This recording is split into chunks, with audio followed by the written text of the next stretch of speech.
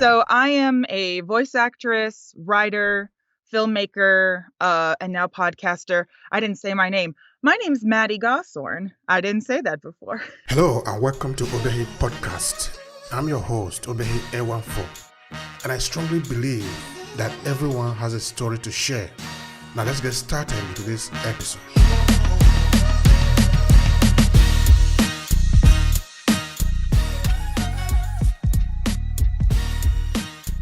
I started getting into performing when I was around like 20 years old, kind of after the kid phase.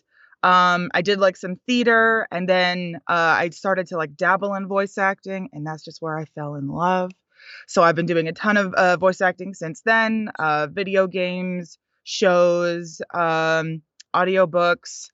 And then sort of after a couple of years of helping with other people's stories, I sort of had this impulse to make my own. So once again, just kind of dabbled into writing and filmmaking. And once again, I'm like, this is awesome, like a chance to express yourself, to tell the stories that you want to tell. And so actually around like 2020, around the same time you started your show, is when I started to get into filmmaking. And that's when I started to make some short films, and I got like some positive feedback. So I'm like, okay, I guess I get something. Yeah, why not? Right. So since then, I just kind of dived right in, and I've been just kind of making up for lost time and just writing and producing as much as I can. I just started my own film production company this past year, because it's now 2023. That's lovely. Yeah, it was definitely a big jump. I'm still learning so much. Luckily, all of the business people I've talked to are super like patient with me, because I'm just like, okay, it's my first year running some sort of business.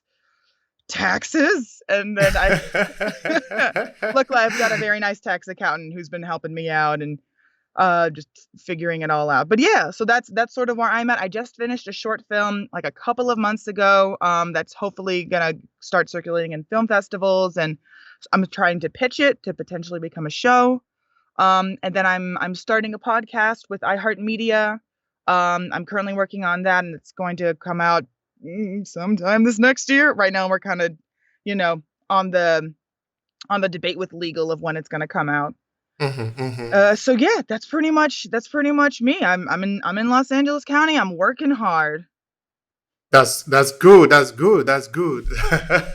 You're working hard. I love that. But also because there is a lot of things that you're doing, a lot of interesting things, of course, all within storytelling. And I find that to be really very fascinating because I love storytelling. I love when people talk about themselves, and when we talk about our past and talk about also of the future. Why not? We can dream. We can imagine the kind of world we want. We can even build it. No, that is the beauty of us being alive. That's so true. Yeah. I love that. All right. Now, Mandy, tell me, where did you grow up? Was it in California? Or tell me a little bit about that. I'm interested. Yeah, for sure. I grew up outside of Washington, D.C. That's the U.S. Capitol. It was kind of a small town right outside of the city. And I didn't really have like much plans for pursuing the creative arts.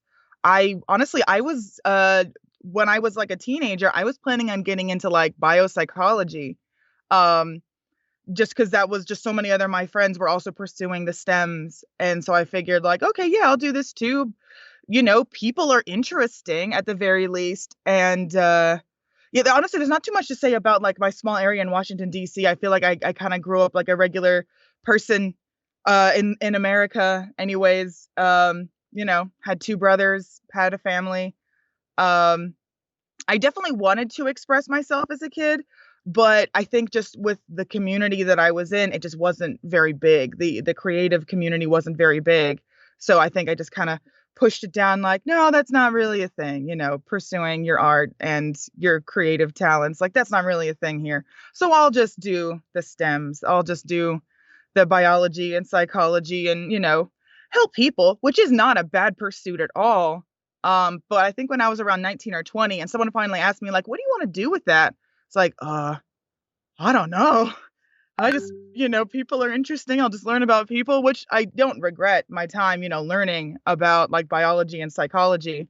But around like 20 years old, I think I was just kind of pushed to a point of like, oh, I don't like the path I'm on. Like going forward, like looking where this path is at, like finishing college with a biopsychology degree, and pursuing whatever job I want, I feel like I would be unsatisfied. So I dropped out, and shortly after that is when I started to sort of dabble in all these other creative arts. I remember I had a conversation with someone who's like, "What do you want to do?" And I'm like, "Oh, I don't know.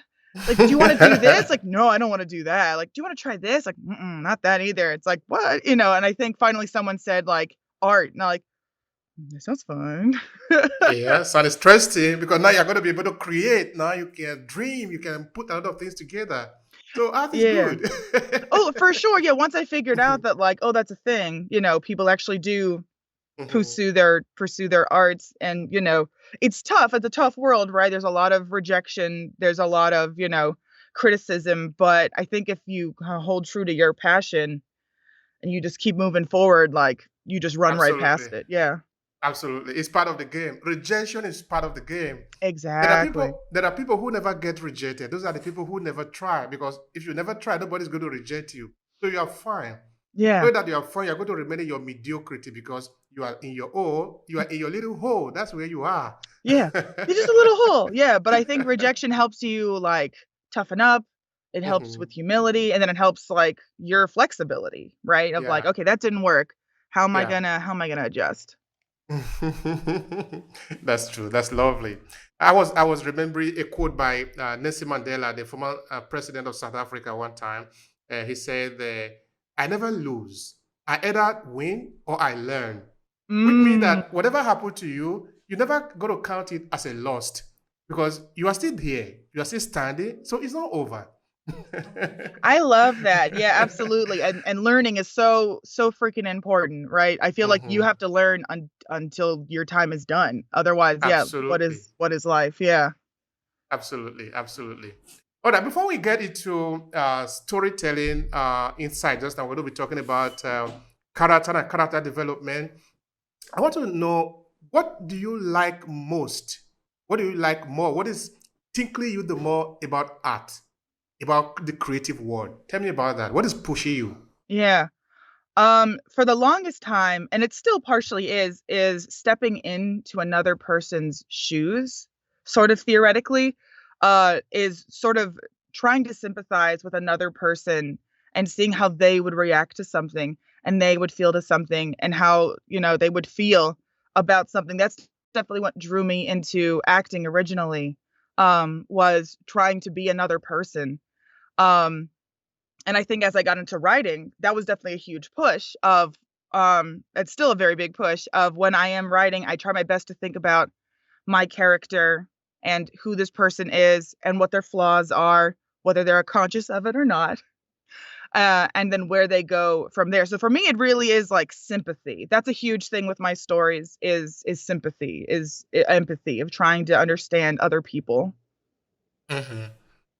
And how do you feel when you act? Like when you play the character, you play the role of a person. Sometimes the character that we play are sometimes real, sometimes they are not real, but we make it real, which makes us sort of super now in that we can imagine something, but we can also put that thing that in our head, bring it from the head and put it in front of us. That Mhm. is powerful, no? Mhm. So I'm interested in the feeling. How do you feel when you are able to do that? It's almost like, I mean, hopefully I don't do a lot of drugs, but I feel like it'd be like almost like an out of body experience. Depending on the character, right? I feel like your whole body changes. Like if you're a very confident person, your shoulders are gonna stand back, you're gonna feel taller. Or if you're like a scared like kid, like you're gonna feel like shorter. I definitely have these mannerisms, especially when I'm doing my voice acting. I feel like I definitely like get more of like the body outfits. It's almost like me as Maddy has kind of like stepped out. She's taken a break, and this new person has definitely kind of stepped in.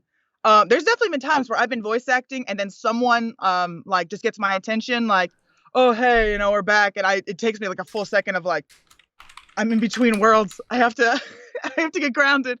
Who am I right now? Um, but yeah, I would say that it really is like Maddie's gone. New person is in your shoes right now, especially if you really like hone in who this character is. and what they're all about. Mm-hmm. All right. What they are all about. Now, Yeah. let's spend some time on character. What do you want people to know about character? Help me Um, understand that. yeah. I definitely try to find characters. As much as I just said characters are like a different person, you still like, especially when you're writing, you definitely need to find an aspect about yourself, right? Like there's no way, because I am a cis white lady, there's no way I could ever like relate to like an older gentleman male. So I honestly don't write a lot of older male characters, because I just have a hard time like relating to their situation. I try, but I definitely don't think it's my strong suit. When writing characters, especially, I want to find an aspect about myself, because people are complicated, right? They're not just one thing. As much as like cartoons sometimes put them in little archetypes or stereotypes, people are very complicated. You could be a mother, you could be a friend, you could be a villain to someone else, you could be a party person, but at the same time an introvert. So and I love that. I love that people are complicated. It's fantastic, and I wish more people were just more raw and available with who they were. But especially when you're getting into your characters, you kind of have to do find that little aspect about you that maybe you kind of tuck in the back of your brain, uh who can be kind of rude and judgmental if you're playing a villain, or who can be sort of like timid and insecure, because we all get insecurities, we all get nervous, and if that's your character's like strongest trait, then you need to kind of. I like something that you said before, no, relating to what you actually love about art and the creative world, which is empathy. You would like to empathize with people and sort of try to understand what is going on in their head, no? Now, when you create a story, a work of art, how do you lace empathy into it so that other people can feel it? Now, this is important because now you are either a writer or a storyteller, or you are a speaker. You have kind of an image in your head, particularly with writers now, because somebody have written a book 2,000 years ago. Today you are writing, you are almost feeling the same thing that the person was feeling then Mhm. after 2,000 years. That is something powerful about the human being. Yeah. So, how do we lace empathy into your creative work? Help me understand that. Yeah. I think that's already like a struggle for most people, right? Because we get so stuck in our own heads so much, right? When we're kids, it's so easy just to say, I know what I want. I don't care what you want. I want that applesauce. Give me that applesauce. But I think that's such like an important part of growing up and becoming an adult, is learning empathy and figuring out that, oh, people's wants are different from mine. Um, and especially, depending on where you grow up, it can be so easy to not understand people outside of your community. This is sort of a tangent. Hopefully I'll get back to where I was. But at least for my experience, traveling has really helped me learn about other people. Since I grew up in such like a small town outside of the capital of the United States, I didn't really see a ton of other experiences. But then when I was, 18, and finally started to go outside of other places without like friends and family, it was so interesting to learn about other people's cultures, about other people's backgrounds, just even about the climate that they're in, the city, the neighborhoods. It affects who they are. Um, Hopefully that doesn't sound too like white girl. Just I don't know, travel. It no. makes you It's a better interesting. Come on, person. Mandy. Yeah, Go no. on, go on. But I feel like that when I first moved to Los Angeles, it was a Mhm, bit of a learning curve of like how you talk to people, because people are very different in Los Angeles than Virginia, which is where I was from. Um, mhm. but that really helped me though, of talking to a bunch of different people and learning about other people's backgrounds. And I feel like once you start talking to a bunch of different people and start understanding where they're from and their backgrounds, I feel like that is definitely another way to put them into your characters. There's so many characters I've based off of people I've met. Just because like, wow, yeah, like I'm not from that world. I'm not from, maybe a low income home, or I'm not from a black community. Like I don't know what that's like. But like talking to you and learning about like how you act and how you like approach the world, that helps me put that into like a character, especially if I'm inspired by you, which, you know, probably will be. If you're just an incredible person. You're an That's great. That's great. That's great. Now you talk to different people and you learn from them. This Mhm. is really incredible, no? Uh, that is also a big virtue, no? The ability to talk to people. Of course, you are an actress. You should be able to do that, no? Yeah, it's But I'm actually like sort of curious. What pushed you to sort of want to engage with people so that this help you to learn from them and then you sort of regurgitate this back again in this work that you do as an artist. Mhm. Help me understand that attraction. Yeah. Yeah, I mean, first of all, I mean, I was kind of a lonely kid, looking back on it now. So part of it was less about just learning about you and was just about community. That's originally why I would reach out to people. And I guess I didn't always know that like we were super different until I started to talk to them or talk to you or whoever. And that's when I started to learn that people were different. So so originally it came from a part of community of just like I am looking for um fellow people to just live together, to comfort each other, to entertain each other.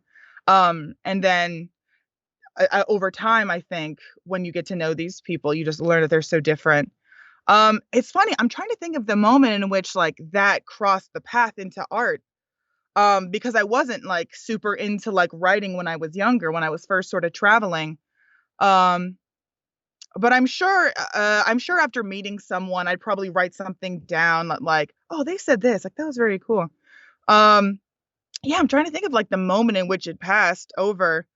I think just probably when I was writing, when I would write an idea and I would be looking for like characters, I think that's when I would just sort of go through my memory bank and think about like, this person I'm writing, I feel like they remind me a lot of Patrice. Patrice was very hardworking and ambitious, but at the same time, like shy. I feel like this is very good, like to put into a character. Um, and then of course, like when you're writing your characters, you sort of write the flaws up front as well as their ambitions. Or at least that's what I do, anyways, of making That's sure that this is like a well-rounded person in your stories. Did I answer that question or did I go on a totally different tangent? No, you answered it. You answered it. You know what is interesting about it at the end of the day is that we're just talking on. It's not like we're not in the school. We're not making any report for the police. We're not making any report for the media. We're Yeah. just here sharing. In fact, what I love about my podcast is that it's not like two people in a bar just talking. You are just having a sip of the coffee Mhm. uh, of of uh, of tea. That is what it is. We're just talking. And Yeah. I think it's interesting. Yeah, And that's beautiful. I am trying to understand um, the role of emotion Mhm. in the construction of a character in a movie or in a book. I'll admit I don't know too much about the book world, but I feel like it's very similar to the filmmaking world. Um, Everyone's different, right? And I'll admit I never took any specific training with my writing and filmmaking. I took like online courses and maybe a workshop here and there, but overall I've just sort of been like figuring out my own style. So there might be some writers out there who are like, yeah, she's full of crap. But when I first started to write, um, I um, I would really focus on just the flow, which may not always be helpful in a story, but at least like to get it on paper, I would try to give my character things to react to, and sometimes like the emotion that comes out of that. So like for instance, if I'm starting a scene and my character is like walking their dog, and I assume their emotion is probably pretty content, maybe tired, maybe cold, something along those lines. But if I introduce an emergency, how are they going to react? Are they going to protect their dog? Are they going to fend for themselves? Are they going to leave their dog? Like sometimes like putting the sorry, losing track of my thoughts. Putting them into the situation helps figure out what that emotion would be, and then that sort of figures out where they need to go from there. This is once again the way I've done writing. I'm sure some other writers would be like, no, that's dumb. But I've really loved that flow, and sometimes I'll write with end goal. I just want to see where these characters go. I'm going to tickle a little bit with the emotion again. Hmm. Now let's try to dissect it. If we remove emotion in our story, in the way, okay, Yeah. now I'm asking this because if you look into the world of advertising, for example, you see how much story is being pushed into the narration itself. No, okay, how much story and the use of storytelling is being pushed into advertising because people have Hmm. realized that this is the way to make it work.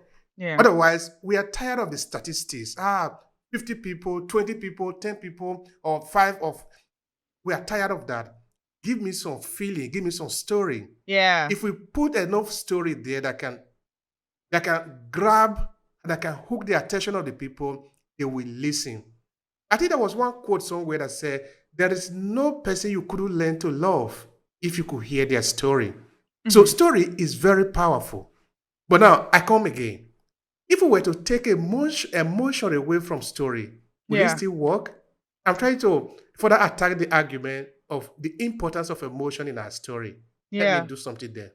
I feel like if you took emotion out, it would just become a research paper or a journal entry. It wouldn't have like as much weight to it, because I feel like emotion is that's almost what defines people, right? It like how we feel. I mean, obviously all living things have emotion, but we are just so theoretically good at communicating it.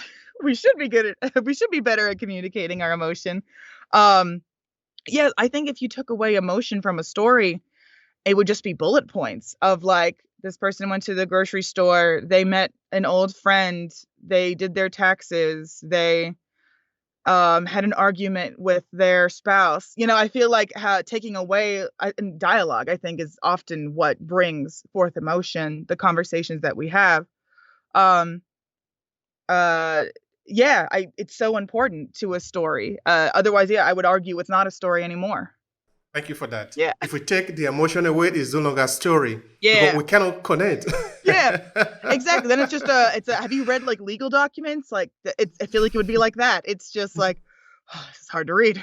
Yeah, the creativity, right? The able to think of stories, religion, like these are all facts that I mean, as far as we can tell, we don't believe other species can do these things. So yeah, absolutely. It almost is the storytelling that takes us to a different level of makes us unique. Their ability to be creative and to be storytellers, I just feel like that's what makes us unique as human beings. Yeah, as far as we can tell, no one else can do these things of literally craft these stories out of just our imaginations. Absolutely. Yeah, thank you for that.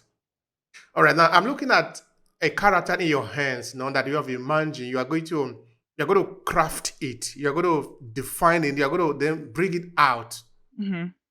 What do you consider in it? What are the elements that are important for you to be able to craft this character? Hmm. Let me understand. Yeah. Let's see. So I'm trying to think of one character specifically to kind of get in tune with. So let's say I'm creating a sympathetic villain. What I'll do, once I kind of think more about like where she's from, how she got to this situation, I like to think about who she is off camera. So I'll often think about like what music does she like? What's her favorite movie? And sometimes as I'm writing those scenes for her, I'll put on like that artist. So I have a character who's like a villain whose her favorite artist is Kesha. And I feel like that music feels her with the confidence and just power. So I'll listen to Kesha while I'll like write her scenes. Um and I have that for a couple other characters too. Like for certain characters, like if you ever catch them with headphones in, like that's the music that they're listening to. And that to me really helps yeah, create these people. Because you have watched a lot of movie, I want to believe, no? Because if you are a movie maker, you are an actress, Yeah.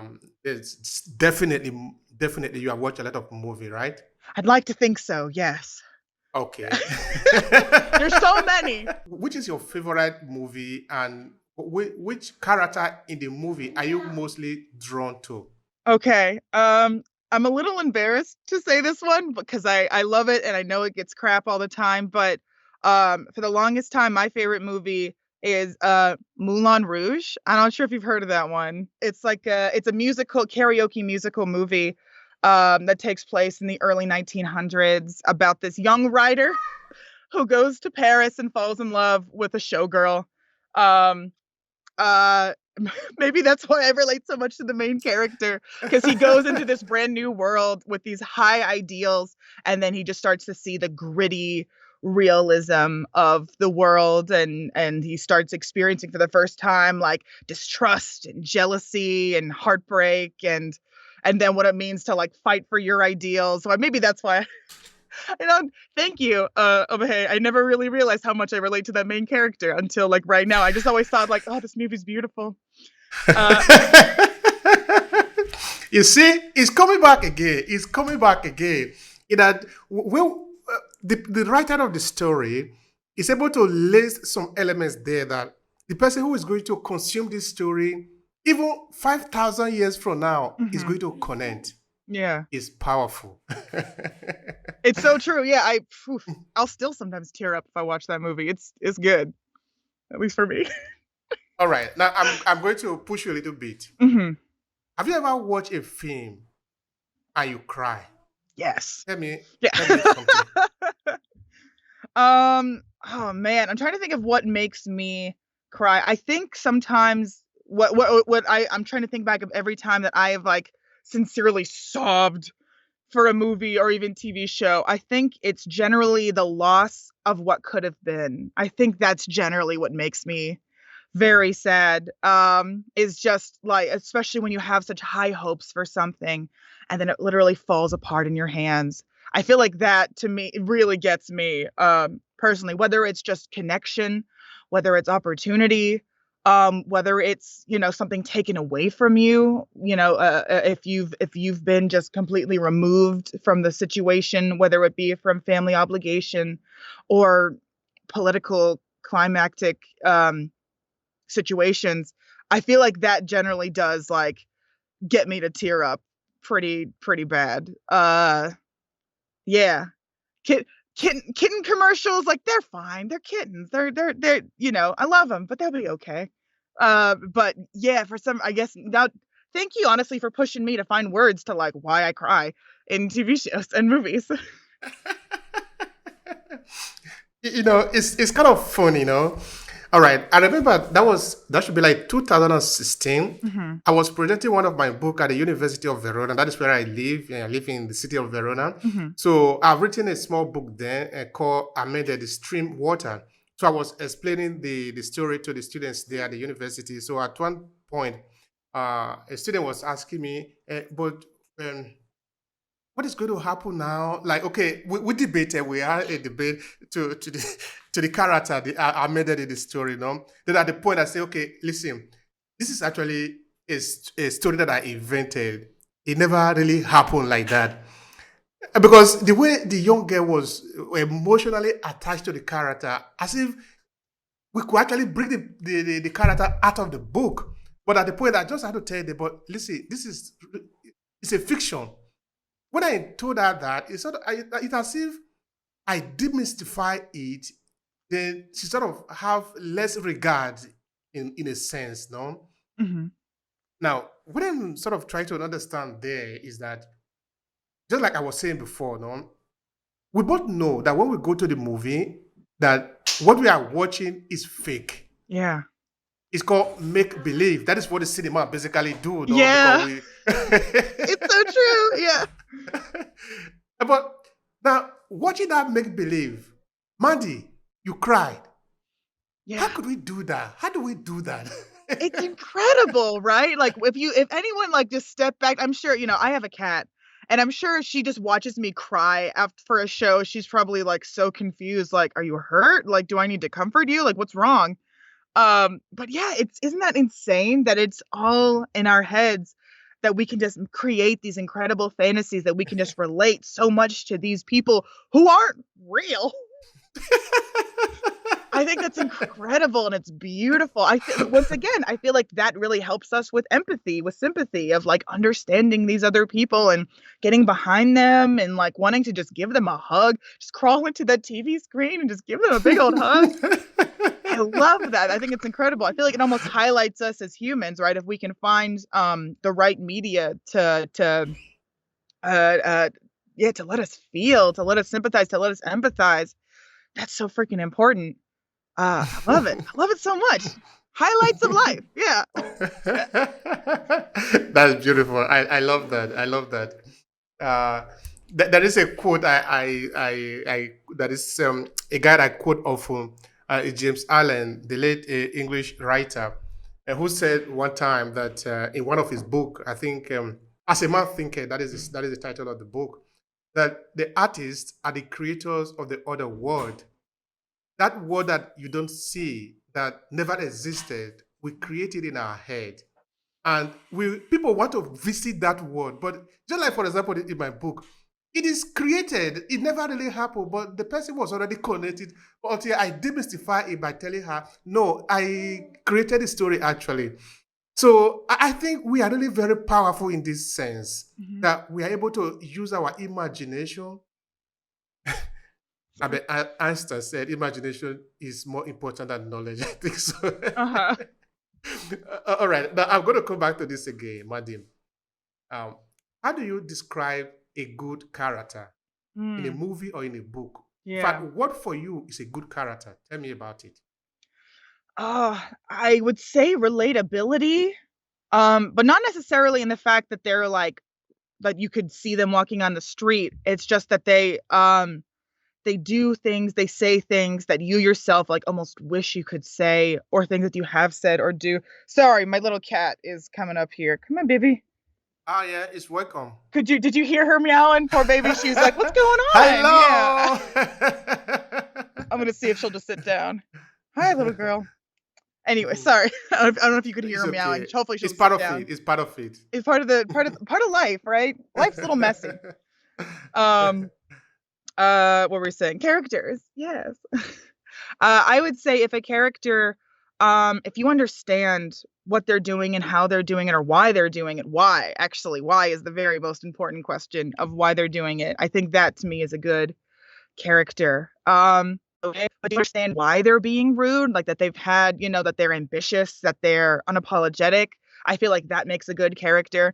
If you have a character who's just like, I'm the party girl, it's like, okay, why are you a party girl? It's like, that's like a good time. Like, I feel like you need more like depth in that of like maybe you're a party girl because you've only known like sadness as your child, or maybe you're scared of the future and that's why you have a good time. You know what I mean? Like I think we need to know like why they do the things they do. That to me is a good character. Like even I'm thinking of like even like crazy superhero stories, right? Like if you're thinking of like Thanos from the Marvel world, like we understood why he wanted to freaking kill millions of people. We didn't agree with it, but it was understandable. Like he saw his own people like die from starvation because they didn't what's the right word? Shh, don't meow. Uh, because they didn't like take care of their own like people, and that's why they eventually starved out. He gets that like, yeah, if I can at least like murder half of the world, the other half can live. But obviously, like if you think about it too long, that don't work. But at least we get it. At least we understand the why. So for me, it's the why of why do you do the things you do. That to me makes a very very hearty character. What do you spend your time doing? Is it more in writing, more in acting, or more in consulting for people? Help me understand that. Yeah. I'll admit I try to live it all. I generally focus on one project at a time just because I've tried my best to juggle like five things and then none of it gets done in a timely manner. So at the moment I'm working on a podcast and an audiobook. Those are like the two big things I'm focusing on, but I'm sort of writing a little bit in my spare time. Like this past year, a huge part was just getting my company started and then working on our first project. And that really consumed like all of my spare time between like the pre-production of like researching, props and set, or just communicating with parts of my staff. So I, it's not a good answer, and it's definitely very tough on me sometimes, but I try to do it all, which is why which is why it can be very tough. But I focus. I try. I try to focus on one thing at a time. And then, but I'll plan ahead. So even if like right now, like I'm not enjoying all the audio editing I'm doing for my audiobook, like it's fine. In a month or so, I'll be writing. I'll be working on a whole new story, and then I'll be working on that item. So for me, anyways, if I try to juggle it all at once, because I'm also, I also have to work a day job. I'm not unfortunately making enough money from my own creative arts at this time to for it to be my full-time job. I need to still work a 9 to 5. So which is why I think my spare time is so important. And I really will just like put all of my spare time into my whatever project at the moment I'm working on. All right. Talking of project, this is Yeah. your website. I see this What's my image. website? I think I like it. Tell us Aw. what is happening here. Would you believe that's posed? It's staged. I'm not actually recording outside. No, honestly, I really like that image just because it was sort of just trying to bring the idea of like through my audio, I can take you to a different place was the idea. Or like even me, I'm gonna feel like I'm in a totally different place. That was taken in Harper's Ferry, which is a town that's like in like Virginia and West Virginia, Maryland even. Yeah, it's like a weird little town that like it's like in between like 3 states.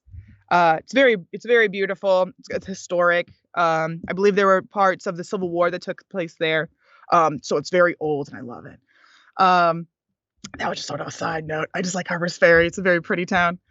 Um, but yeah, I thank you for noticing my pretty little image. But yeah, I just like how if you're listening to an audiobook, if you're watching a movie, even though you are technically physically sitting on the couch or at your desk, I want you to feel like you're in a different place. That was sort of the idea for that picture. That's lovely. Thanks. That's lovely. I see Yeah. you have a lot of interesting things there in your blog that people, of course, want to know. Because we're also here to connect so that people can benefit more from what you do. Yeah. Now, tell me, how can people connect with you? What would they benefit by connecting to you? Because this is also another picture that I'm seeing on your blog, on your website. Yeah. I mean, you can find me on a lot of social medias. Just Facebook, I'm Maddy Goshorn. Twitter, I'm at Maddy Goshorn. On Instagram, I'm maddog_Goshorn. You could definitely reach out to me. I'm always down for a conversation as long as you just like tell me what you want to talk about. I'm generally like, yeah, heck yeah, let's talk. If you ever want to like, I'm also a big fan of like collaborations. If you're working on a project and you want like a second opinion, as long as the script's not like 200 pages, if it's like a 10-page script, I can definitely read that and like, yeah, heck yeah, let's talk about it. Let's see how we can make it better. Or if you're looking for a voice actress for whatever project, feel free to reach out to me. I have my demos on my website. Oh yeah, you can also look at my website. It's maddygoshorn.com. Yeah, I am so down for more community that it can be really tough, right? Sometimes the internet, we all just feel such like cut off by a screen. It's tough. Still tough for me. I'm still trying to like find like emotion, intimacy online. It's tough. But if we try, right, that's the only way it's gonna happen. I've definitely found some amazing friends online just because they reached out and we had like a random like Discord call. I'm like, we're still really good friends. Like we just chatted yesterday. We try to chat once a week. It's incredible sometimes if you just reach out to people and try to form that community. But I do work very hard though. So generally if you do reach out to me, I'm gonna want to talk about projects because that's like consuming my brain at almost all hours is between writing and filmmaking and voice acting and everything else. I just but I love being busy. I love it. I told somebody recently, I like it when my hands are just like if I'm cupping my hands with everything that's inside, I like it to be like overflowing just a little bit where it's like I have to maneuver and I have to like juggle and balance to try to keep it all in my hand. That's just sort of how I like to live. I like to live busy. That's lovely. That's Yeah. lovely. Thank We're you. here. We need to spend our time. I love the concept that we should die empty, because if you were born and you came to this world with something, Hmm. before you die, you were supposed to deliver that thing you came to this world with. Yeah. If you still close your hand going back, you are a loss to the to humanity, Hmm. Instead, you are supposed to deliver it, because it appeared as if everything that you come with is a package. This package, you are going to deliver it. When you finish to deliver it, then you can return to where you came from, whatever. So yeah, yeah. Keep busy. I like that. It's good to keep busy. Yeah. I mean, life is so short. Like that's the thing. I feel like people, sometimes forget that we only have so much time. I feel like that's a reminder I have like all the time of like, yeah, we're not going to have 100 years to do everything that we want. We're only going to have a couple of decades. If we're lucky, we get to live to like 80 or 100, hopefully, but sometimes our time is cut shorter and we just got to make the freaking most of it. Pursue that dream, pursue what makes you happy. Be kind to people because that's just going to create that ripple effect and hopefully you want everyone to be as happy as they can on this earth. Thank you so much for Yeah. that. Thank you. Thank you so much, Maddy. That really be very beautiful. Now, what would be your final thought here to conclude the conversation? We really have touched some very important point, because if we wanted to go in detail, we will spend more time here. But thank you so much for that. And now, how would you like to conclude it? It might be a message, it might be a kind of a reach out, whatever. It is your time. Conclude it in your own way. Yeah, thank you. I'll reiterate, like, pursue what you want, chase your dreams, be kind to people, and try your best to be humble. That to me is that is the key to empathy and sympathy, is just putting yourself down one peg and looking at other people's point of view, other people's perspectives. Like, please try to understand each other. That to me is like the best message you can hear is think outside yourself, understand other people, even if you don't agree with them. Figure out why you don't agree with them. Why do they think that way? Maybe you'll find a common interest. I've always had the mentality of you can talk about anything with anyone as long as emotions stay calm. The second someone gets angry, it's like, okay, this is no longer a discussion. This is an argument. But yeah, just try your best to have conversations with people to understand them. That was like several bullet points, I think, to end to it, but it's all good. So I'm gonna keep it. That's lovely. That's lovely, Maddy. Thank you so much for that. I really do appreciate it. Thank you very Absolutely, much. Obehi. Thank you so much for asking me to come on your podcast. You are so sweet, and I can tell you are also just a very like kind, compassionate, passionate person. So thank you very much for bringing me on your podcast. I really appreciate it. Thank you so much. It's been a pleasure on my part. Absolutely. If you enjoy this podcast, make sure you subscribe so you never miss any of our future episodes. Rate and review Obehi Podcast and share with your friends who might need it. I remain Obehi Ewanfo. Thank you so much for listening, and talk to you in the next episode.